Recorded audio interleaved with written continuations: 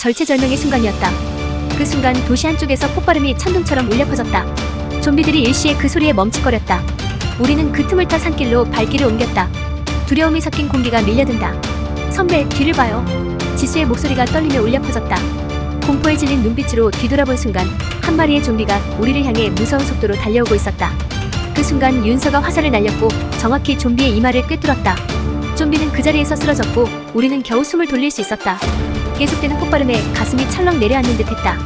우리는 쉼터의 화장실에 몸을 숨기며 얼어붙기 시작한 물을 벌컥벌컥 마셨다. 한성이 중얼거렸다. 군인들이 싸우고 있는 것 같습니다. 가스관이 터졌다면 저런 참사가 일어날 수도 있겠어요. 밖으로 나왔을 때 지옥과도 같은 도시의 모습에 모두의 입에서 탄식이 터져나왔다. 그때 여기저기서 사이렌과 함께 방송이 울려 퍼졌다. 그 내용은 충격적이었다. 내일 새벽 5시부터 도심을 폭격할 예정입니다. 시민 여러분, 안전한 장소로 대피해 주시기 바랍니다. 그 경고가 우리 귀에 닿자마자 공기는 긴장으로 질려버렸다. 주변이 순식간에 조용해졌고 우리는 서로를 바라보았다. 각자의 눈에서 반사된 공포가 무언의 대화를 나누었다. 혹시 가족들이 지금 우리를 기다리고 있는 건 아닐까? 만약 그렇다면? 이런 생각이 머리를 스치는 순간 심장이 철렁 내려앉았다. 하지만 심장을 울리는 두려움보다 더 큰 문제가 있었다. 집으로 돌아갈 시간이 없다는 현실. 절망적인 사실에 마주하며 우리는 어둠 속에서 급히 행동 계획을 세웠다. 해는 이미 지평선 너머로 사라졌고 도시의 불빛조차도 이제는 위협적인 붉은색으로 변해 있었다. 쉼터는 지옥으로 변할 것이다. 다른 방법을 모색해야 했다. 결국 우리는 산비탈에 굴을 파고 숨어들기로 결정했다. 바람이 차가워지며 우리는 굴을 파고 나뭇가지를 깔았다. 오직 서로의 체온만이 유일한 위안이었다. 추위 속에서 우리의 마음은 불안과 공포로 얼어붙었다. 각자의 생각은 어둠 속에서 공포를 키웠다. 만약 살아남지 못한다면? 또 이런 생각이 머리를 맴돌 때마다 더욱 서로에게 가까이 다가갔다. 그 긴박함과 긴장감 속에서 깜빡 잠이 들었다. 그러나 그것도 잠시. 폭격이 시작되었다. 하늘이 붉게 타오르기 시작했다. 주변은 끊임없이 울리는 폭발 소리로 가득 찼다. 도시는 불길에 휩싸인 지옥이 되었고 그 속에서 우리는 무엇을 해야 할지 패닉에 빠졌다. 하지만 살아남아야 한다는 절박함이 우리를 다시 움직이게 하였다.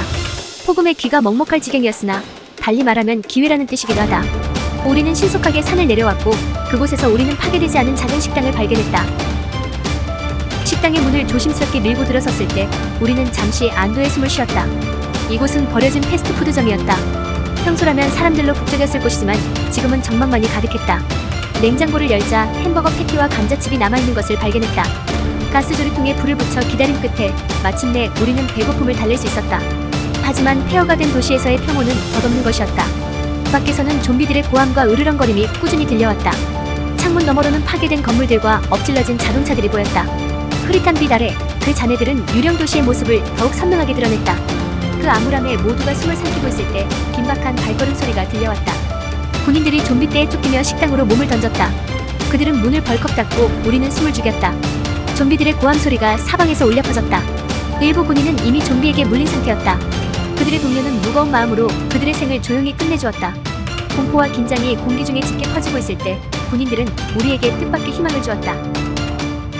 병장은 한강 다리를 건너면 임시 대피소가 있다는 소식을 전해주었다. 좋은 소식임에도 좀비들의 손톱이 창문을 긁는 소리가 더욱 선명하게 울려 퍼졌다. 각각의 긁는 소리는 우리의 심장을 더욱 빠르게 뛰게 했다. 힘겹게 말을 하는 군인들의 목소리에는 희망보다 절박함이 더 짙게 배어 있었다. 그들 모두가 갑자기 피를 토하기 시작했다. 그 순간 우리는 그들이 곧 좀비로 변할 것임을 깨달았다. 그들은 자신들을 인간답게 죽여달라고 부탁했다. 망설임 속에서도 우리는 무거운 결정을 내려야 했다. 권총을 내민 병장의 눈빛은 이미 체념으로 가득 차 있었다. 마음을 굳게 먹어야만 했다. 우리는 손을 덜덜 떨며 그들을 하나씩 보내주었다. 순간 창문이 깨지며 좀비들이 내부로 밀려들기 시작했다. 좀비들의 으르렁거림은 우리에게 남은 시간이 얼마 없음을 알렸다. 우리는 서로를 바라봤다. 이제는 눈빛만으로도 모든 것이 전해졌다. 이곳을 떠날 시간이었다. 우리는 자네와 좀비 사이를 헤치며 불확실한 미래를 향해 달렸다. 우리는 폐허가 된 도시의 뜨거운 공기 속을 걸었다. 누구도 먼저 입을 열지 못했다. 폭격 후 남겨진 잿빛 세상이 발 아래 펼쳐져 있었고 모든 것이 불타버린 냄새로 가득 찼다. 한강다리에 도달하기 직전 갑자기 들려온 총소리에 우리는 순간적으로 폐건물 안으로 몸을 숨겼다. 한강다리 앞은 지옥문이 열린 듯했다. 무장한 민간인들이 군인들을 사살하며 혼돈이 극에 달했다. 대체 세상이 어떻게 된 거지? 윤서의 말이 모든 것을 설명했다. 정보와 공권력이 붕괴됐다는 증거였다. 그 순간 불에 그을린 좀비 무리가 우리가 숨은 건물을 향해 몰려왔다. 그들은 사나운 짐승처럼 으르렁대며 건물 주변을 빠르게 휘저었다. 우리는 공포에 질린 채 서로의 손을 꽉 잡고 숨죽여 그 장면을 지켜보았다. 좀비들이 건물 아래에서 올라오기 시작하자 우리는 빠르게 옥상으로 뛰었다. 옥상 문을 닫는 순간 끔찍한 철문 긁는 소리가 울려 퍼졌다. 우리의 눈빛에서는 말로는 표현할 수 없는 두려움이 교차했다. 그 순간 사이렌 소리와 함께 한강 다리를 폭파할 예정이라는 방송이 귓전을 때렸다. 우리는 옥상 위에 SOS를 작동산이로 그렸다. 우리의 주변은 이미 2차 폭격을 앞두고 좀비들로 둘러싸여 고립되었다. 고민하고 또 고민해도 탈출의 실마리는 보이지 않았다. 오후 5시, 폭격까지 남은 시간은 얼마 되지 않았다. 시간의 흐름이 이토록 잔인할 수 있다니. 그때 지나가던 군용 헬기 한 대가 시야에 들어왔다. 우리는 마지막 힘을 다해 목이 터져라 외쳤다. 기적처럼 헬기는 우리가 있는 옥상으로 천천히 하강했다. 군인들이 신속하게 우리를 구조하는 동안 주변에 파괴된 도시, 타오르는 건물들, 그리고 좀비들의 끊임없는 으르렁거림이 눈앞에 펼쳐졌다. 헬기 안에서 군인들은 우리를 임시 대피소로 데려갈 것이라고 말했다.